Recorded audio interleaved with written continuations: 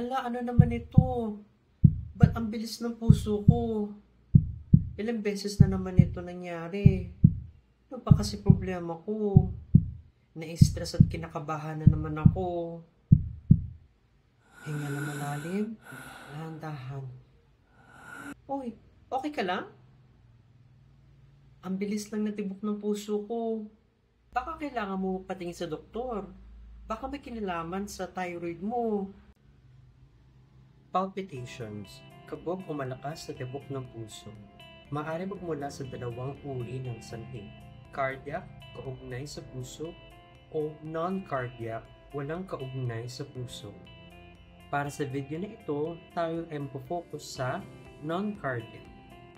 Ang mga karaniwang na pwedeng pagmula ng palpitations sa non-cardiac ay tulad ng thyroid conditions, mental conditions, at mga sangkap na tinatawag na stimulants tulad ng kape, alak, at piling mga gamot. Ang thyroid hormones ay nagbumula sa pagtaas at pagbaba ng mga piling mga thyroid hormones na meron ng ating katawan.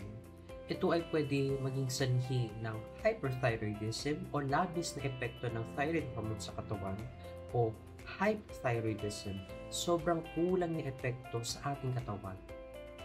Ang hyperthyroidism ay kadalasan nakakitaan ng mabilis na tibok ng puso, mabilis na mainitan at pagpawisan, hindi sinasadyang pagbawas ng timbang, pagkabalisa, at ganado kumain. Di tulad ng hyperthyroidism na mabagal na tibok ng puso, mabilis at madalas ginawin, hindi sinasadyang pagdagdag ng timbang at pagka-matamlay at walang gana kumain. Mapapansin natin na palpitations ay mas karaniwan nakikita sa hyperthyroidism. Mental conditions na karaniwang kinala ng mga tao na pwedeng paggalingan ng palpitations ay tulad ng anxiety, pagkabalisa, isa pa ay depression o kalungkutan. Parehas ay labis na emosyon na umaabot sa pagkakaabala sa pang-araw-araw na kilos. Pero paalala, ito ay dapat na pagsasagawaan ng tamang screening at pagkumpirma matapos ng masinsinan na medikal na konsultasyon. Tandaan, hindi porket magkaparehas ang mga sintomas na ating nararamdaman sa iba ay magkaparehas tayo ng mga sakit na dinadamdam. Ngunit pwede magsabay ang mga sakit na ating dinadamdam tulad ng thyroid conditions at mental conditions. Pag ito ay nagsabay, parehas nila pinapalala ang pangkabuuan na ating nararamdaman sa ating sarili.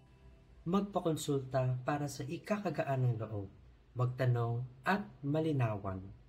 Dinala sa iyo ng University of Santo Tomas Hospital, Department of Family and Community Medicine. Maraming salamat.